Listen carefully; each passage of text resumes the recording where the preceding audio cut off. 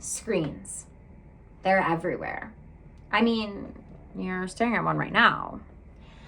Around the world, on average, people spend about 40% of their waking hours looking at a screen. According to Read Health, adults in the U.S. have increased their screen time since the COVID-19 pandemic from 11 hours per day to 19. 19. That's more time than they spend at work or sleeping or on any other activity. Screens have infiltrated every aspect of our lives. The TVs in our living rooms, our cell phones, smart boards in our classrooms, even billboards on the highway. It doesn't matter where you go. Some type of screen is going to find you. Screen time is unavoidable. But what does mass or unlimited exposure to screens do to a developing brain?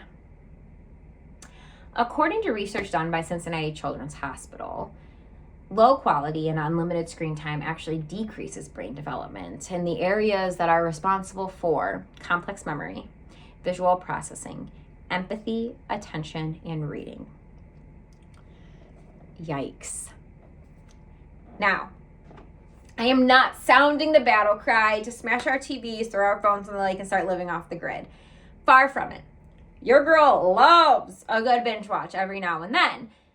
But in a world where screens and their contents are widely unchecked, parents and guardians everywhere should start paying attention to the media that their children are consuming and start turning off the screens more often.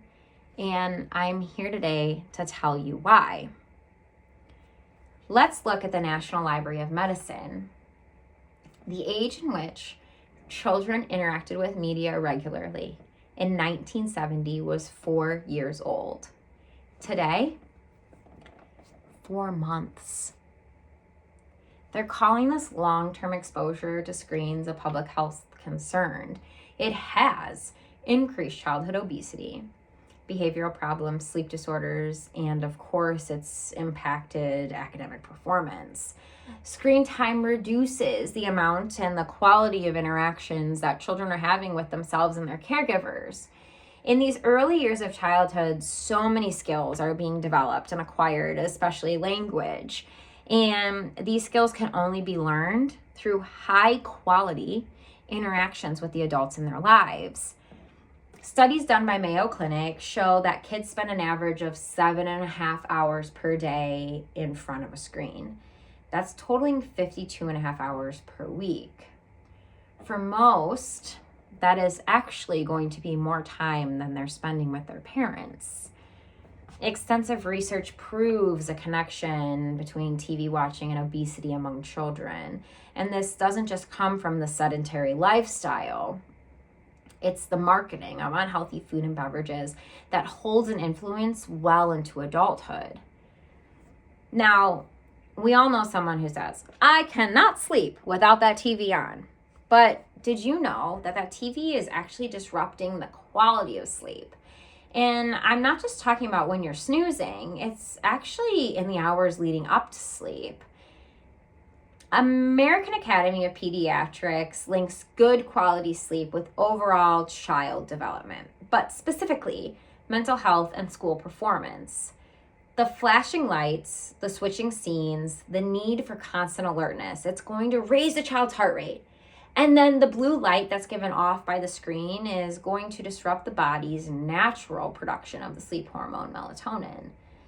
So, sleep disorders, behavioral issues, low brain development, and loss in language skills. This just scratches the surface of the influence that these screens are having. So if we're going to look at recommended daily screen time according to the World Health Organization, children age 0 to 2, no screen time. The only exception is the occasional FaceTime call with family. Children age 2 to 6, 1 hour or less, and then children age 6 to 15, 2 hours or less. Okay. I know what you're thinking. Shannon, you started this spiel by telling us that screen time is unavoidable, and now you're saying that even my teenager is only allowed 2 hours or less a day? I mean, the kid basically lives in his room. No, I'm not saying that. Children today are digital natives. They were born into a digital world. Screens, the internet, the information constantly at our fingertips. It's opened up new ways for communication, connection, and learning. It can't all be bad, right? That's because it's not. Screens have actually been proven to increase and improve education and learning. But just like everything with kids, it's all about the work that you put in. If you find the perfect formula of co-viewing, appropriate content, and a level of interactivity provided by the programming, screens can actually be really productive. Psychology Today lists programs like Miss Rachel. You can find that on YouTube. Bluey on Disney, Trash Truck, Puff and Rock, those are both on Netflix, and Stillwater on Apple TV. Those are ideal, actually, for creating educational, enriching moments for children. But onto the really hard part of this whole thing. It's easy to make sure that our kids are watching more appropriate content.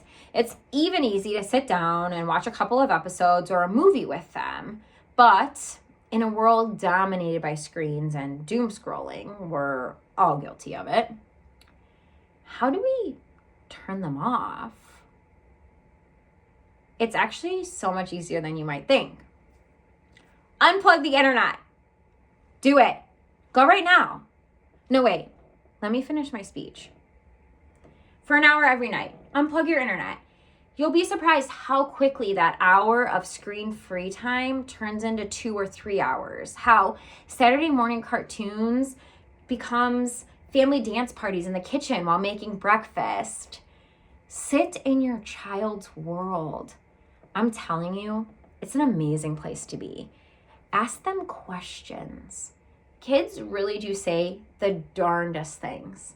Sing songs, plot a puzzle, or a book. Recreate some of your favorite childhood memories. Let them teach you how to kid again.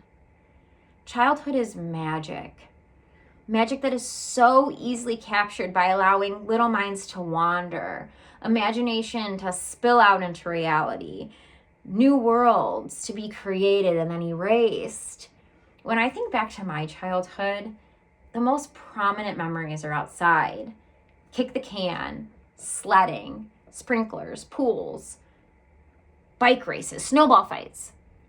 And the best part of those memories is when an adult in my life was playing a part in all that magic, not just sitting on the sideline.